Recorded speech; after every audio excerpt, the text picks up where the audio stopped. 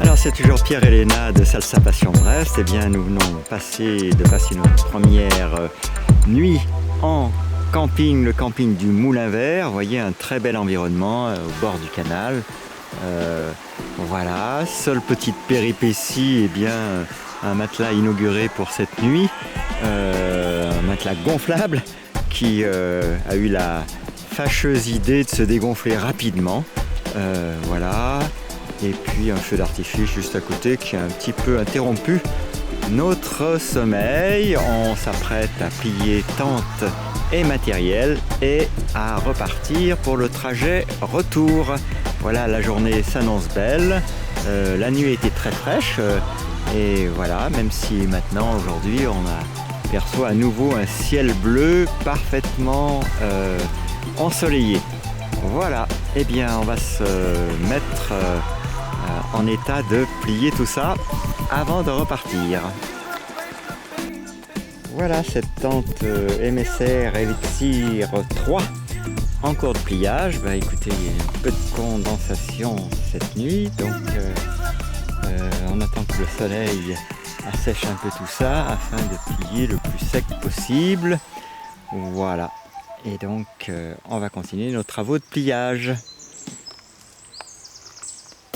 Voilà, la tente est pliée, beaucoup de condensation sur cette tente, donc il faut dire qu'on est plutôt à l'ombre, ce qui est agréable en soi, mais au moment du pliage, beaucoup de condensation le matin. Bon, tout est rentré à peu près dans les sacoches. On vous rappelle que c'était le premier montage et donc la question se pose le lendemain quand il faut tout remettre en place. Et ben voilà, on est prêt pour partir.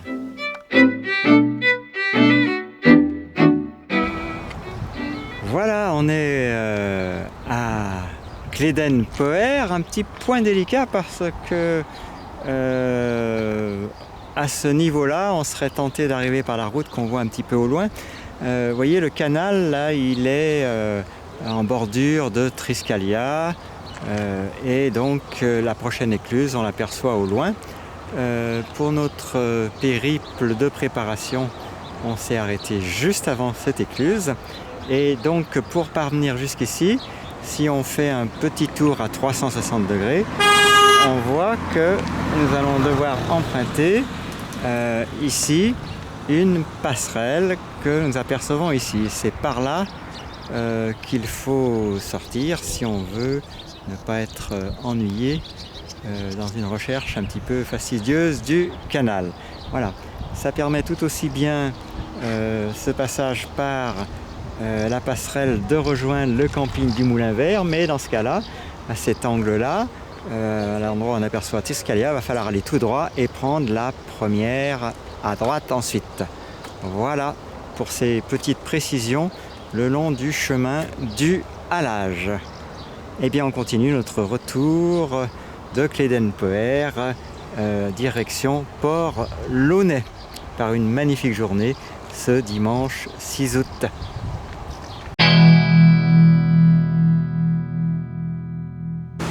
Alors nous sommes sur le chemin du retour, devant la maison du canal, à l'église 218 Bizernic.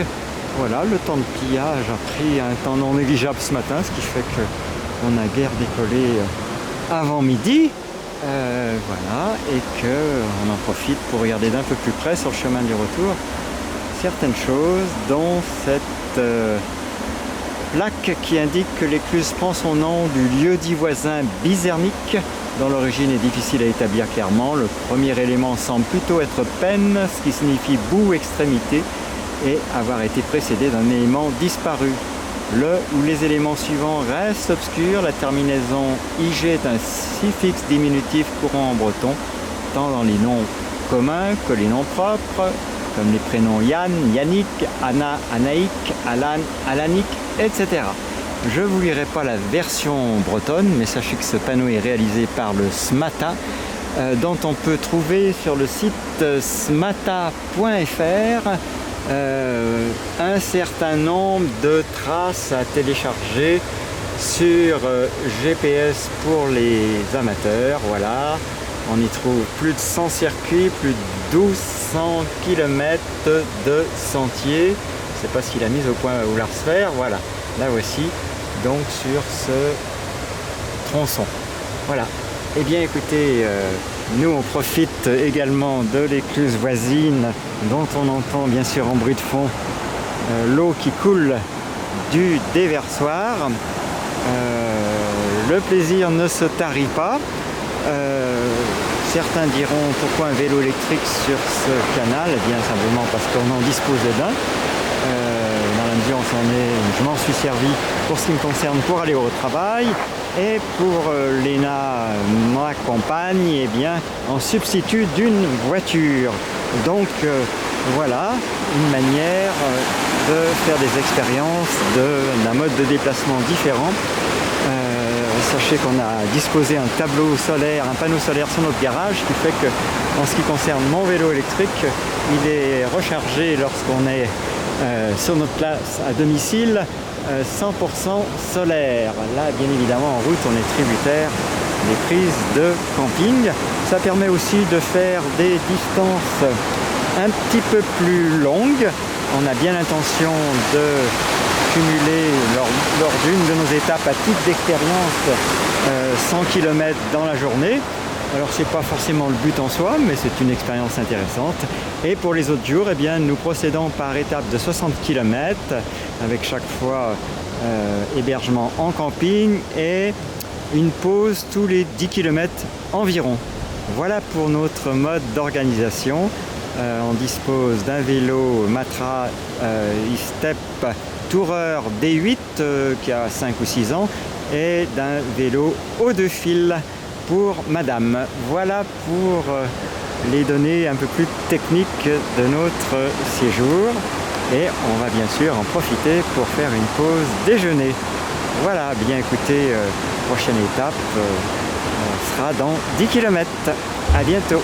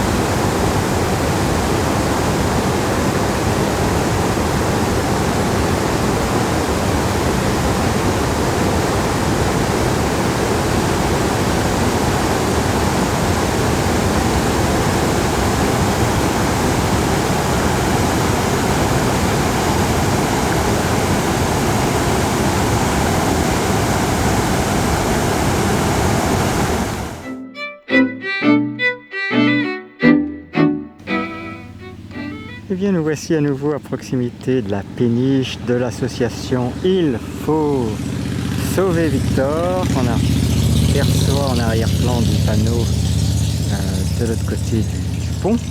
Voilà, notre voyage retour se passe bien, ça a permis de nombreux tests. On en profite pour vous présenter les différents produits et matériaux utilisés, sachant que nous recherchons quelques sponsors en vue de voyages plus longs, à commencer par un de 6 jours. Donc nous avons à l'arrière un chariot de course de marque Andersen avec un attelage spécifique adapté au porte-bagages de ce vélo Matra. Dessus on y trouve un top case dont j'ai oublié la marque. En tout cas, en ce qui concerne le modèle du vélo, on a un moteur Bosch qui équipe un vélo Matra e-Step Tourer D8 et à l'avant, bien sûr, une sacoche de guidon Ortlieb très pratique. On vous recommande, et puis bien sûr le GPS toujours utile quand il faut trouver fatigué un camping le soir. Eh bien, le GPS Garmin Montera, donc un GPS qui est équipé d'un système Android, la marque Garmin, tout le monde connaît. On y trouve également un équipement pas très utile en été, d'éclairage supplémentaire de la marque, je ne sais pas comment on la prononce, NITEYE. Et puis, donc qu'est-ce qu'on peut vous dire d'autre? Le deuxième vélo, bien sûr, la marque Haut de fil, c'est un moteur dans la roue avant.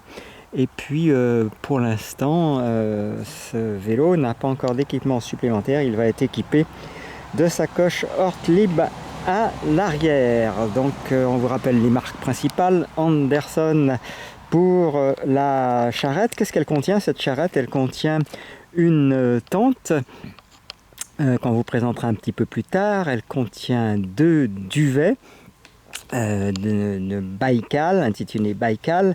Et puis qu'est-ce qu'elle contient d'autre? Elle contient un gonfleur à pied et un matelas gonflable avec sa pompe. Voilà, dans le top case, nous avons l'outillage, à savoir une chambre à air de rechange pour chaque modèle de roue, un système multiclé et bien sûr quelques rustines et cols qui d'ores et déjà nous ont été utiles.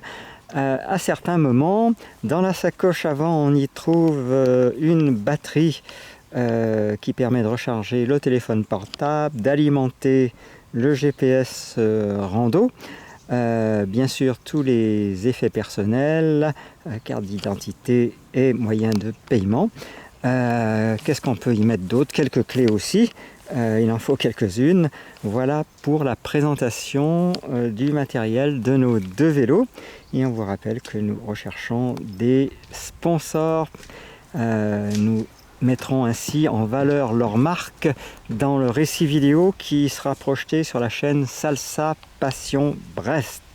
Salsa Passion Brest et également sur le compte Instagram du même nom, Salsa Passion Brest. Eh bien, on en a profité ici de cette pause pour faire le plein d'eau. Il nous reste 30 km à faire pour rejoindre Port-Launay, donc un peu moins de la moitié du trajet de ce jour qui, rappelons-le, comporte 67 km. Voilà ce qu'on peut vous dire dans un premier temps. En tout cas, bien des avantages finalement avec ces vélos électriques, des roues déjà un petit peu plus solides, donc qui ont résisté, touchons du bois, à tous les gravillons. Sur ce vélo qui est le mien, un système de freinage efficace à disque, une aide évidemment à la traction de cette remorque qui pèse tout de même un certain poids. Elle traîne également une caméra que je tiens actuellement dans les mains, de façon à pouvoir réaliser des tournages plus précis que ce qu'on pourrait faire sur un téléphone mobile. Donc voilà pour notre équipement actuel. Voilà, eh bien écoutez, on vous retrouve sans doute à l'arrivée ce soir pour clôturer ce périple de préparation. À tout bientôt. Alors on est toujours sur ce panneau de notre arrêt à proximité du chaland Victor, et on espère voir sur ce plan l'emplacement. Vous êtes ici, ce qui est Timen, avec une aire de pique-nique, donc très pratique pour faire le plein d'eau, ce que nous avons fait à l'aller comme au retour. Voilà, donc il y a des toilettes, il y a un coin ombragé avec une table pour pique-niquer, donc un coin sans doute à retenir pour les voyageurs le long du canal de Nantes à Brest. Voilà, les portables reçoivent en G3 pour ceux qui ont besoin de transmettre quelque chose. Voilà. La pause des 40 km est arrivée. Eh bien écoutez, nous sommes toujours direction Port-Launay. On ne se lasse pas de ces déversoirs qui amènent comme ça ce brassage d'eau avec tous les ions qui vont avec, cette énergie qui vient faire contraste avec cette eau apaisante qui nous accompagne tout le long de ce retour. Admirer les reflets dans l'eau du paysage toujours présent, et ce canal de Nantes à Brest, à la fois porteur d'histoire, de liens entre les lieux qui le relient et les personnes qui le fréquentent. Donc un beau périple à accomplir, et conformément à ce qu'annoncent la plupart de ceux qui sont passés par ce trajet, plus on y goûte, plus on aime, plus on aime, plus on y goûte. Donc un cercle vertueux qui se met en place pour le plus grand plaisir de ce canal qui revit, et surtout du nôtre qui retrouve tout ce travail de l'histoire et de ceux qui ont contribué à sa création. Voilà, nous sommes donc à cette écluse sur le chemin du retour, non loin de Pont-Coblan, et donc avec cette indication sur un arbre, Stéréon en aval, donc à 1 km 847.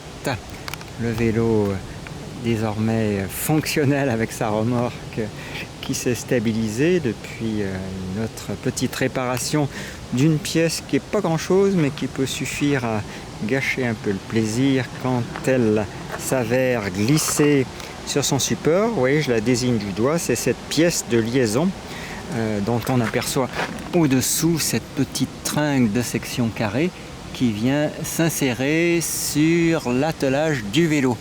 Lorsque cette pièce commence à glisser, évidemment, on se retrouve avec une pièce qui va peut-être glisser jusqu'ici sur ce tube ou plus loin, et à ce moment-là, ça multiplie évidemment les possibilités de retournement. Donc je vous rappelle qu'on a glissé ici à l'intérieur deux rustines, une fixée sur la pièce plastique, une sur la pièce de taille ovale, et ces deux rustines donc comportaient une face autocollante, donc fixée d'une part sur la pièce plastique, d'autre part sur la pièce métallique, et la partie caoutchouc des deux pièces a été collée avec de la colle à rustine, donc à gauche et à droite.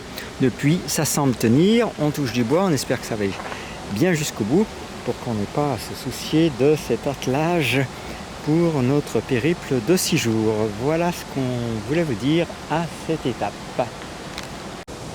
Eh bien, voilà d'où nous venons et voilà où nous allons. Nous sommes sur le chemin du retour, à environ 10 km de Port-Launay, notre point de chute pour ce soir et fin de ce périple de préparation. Toujours ces magnifiques déversoirs à chaque arrêt qui viennent rythmer ce parcours. Et puis dans quelques instants, l'arrivée de Léna sur son vélo blanc. Une belle aventure, ma foi, que ces 2 jours qui augurent bien des jours suivants. Vous voyez les indications qu'on peut trouver sur des poteaux aux abords des maisons situées tout à côté des écluses, des maisons éclusières. Voilà, à tout de suite pour l'arrivée de Léna.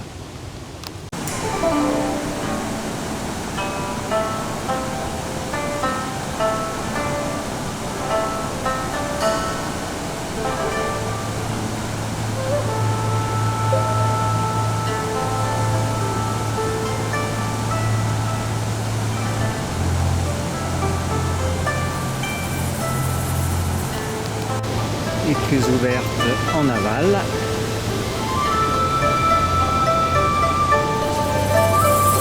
Manivelle.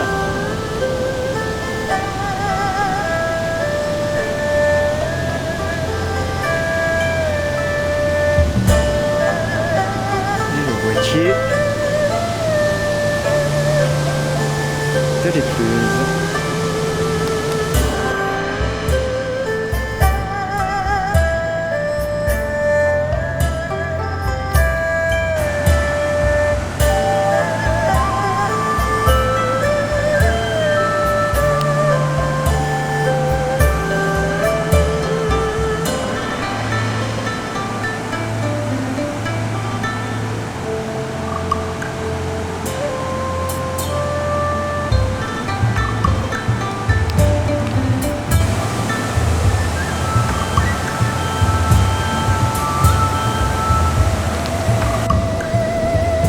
La manivelle qui actionne la tige à crémaillère reliée à une des portes de l'écluse. Système parfaitement efficace. Voilà, l'écluse aval actuellement ouverte. Et donc les portes de l'écluse amont, on aperçoit actuellement fermées.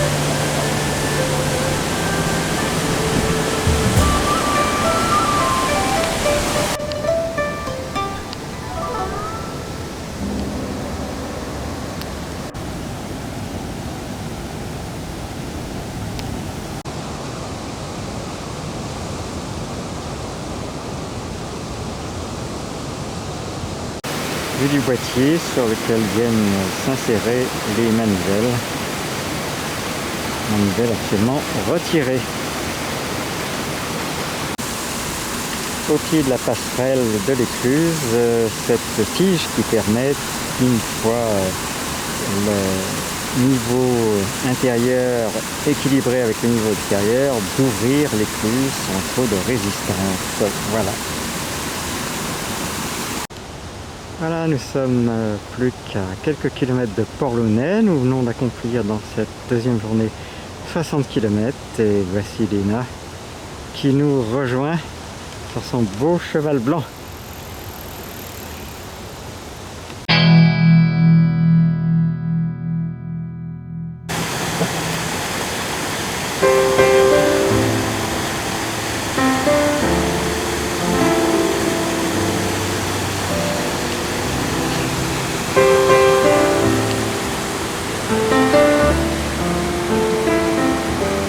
Après de nombreuses heures passées sur la selle de vélo, allons-nous rêver autre chose que de canal de Nantes à Brest ce soir? Eh bien, il faudra attendre nos prochains reportages pour le savoir. On termine ce périple en marchant, en roulant avec le soleil dans les yeux. Et dans quelques demi-heures, une petite demi-heure, nous serons à Port-Launay, notre point d'arrivée pour aujourd'hui. Pas de tente à planter ce soir. Voilà, ce sera pour notre prochain périple de 6 jours. Voilà, chaque déversoir est rafraîchissant rien que de le regarder.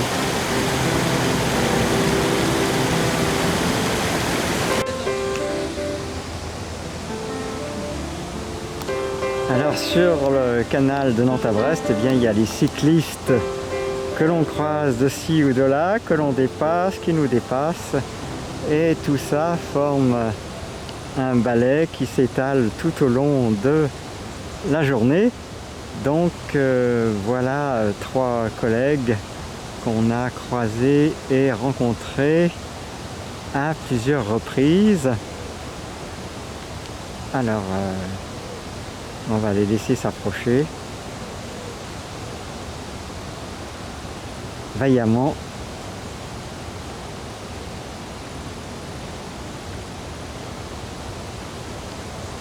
Alors il marque une pause, nous aussi, et c'est reparti pour l'arrivée filmée.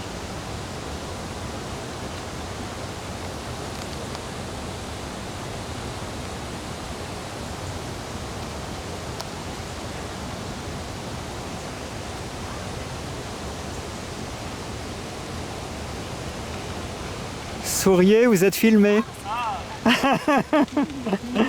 Vive les Tours de France! Ouais.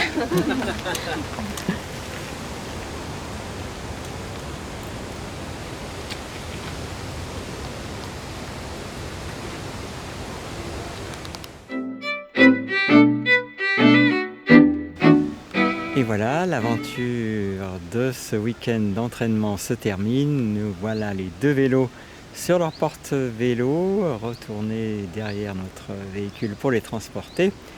Et nous approchons de la dernière écluse qui s'appelle Gilliglass-Sofferer. On va aller voir ça de plus près. Donc nous voilà au barrage mobile de Gilliglass. Et petite vue de cet ouvrage. Voilà pour clôturer en beauté cette journée sur le canal de Nantes à Brest. Une féerie, des émotions que l'on ne peut ressentir, c'est vrai, qu'en le parcourant soi-même, peu importe les modalités. Voilà la vue en direction de Port-Launay.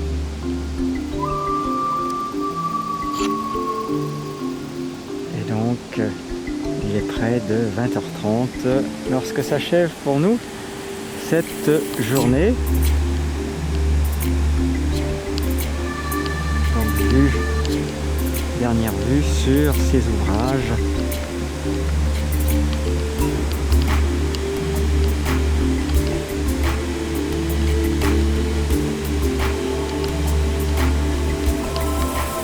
Qu'il serait dommage de ne pas avoir regardé de près.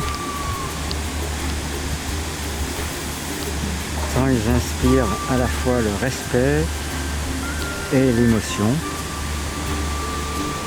pour ces millions d'heures très certainement passées, pour certainement de nombreuses vies humaines.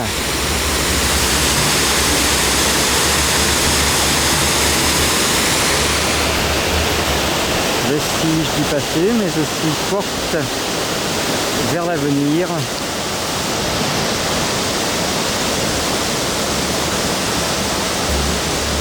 Peut-être à la redécouverte d'un autre rythme qui peut être une source d'inspiration pour tous ceux qui, parmi nous, souffrent de la maladie d'être trop pressés.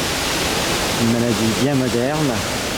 Et comme le disait déjà Vitoz, le sentiment d'être pressé est morbide, car vers quoi peut-on courir si ce n'est vers sa propre mort?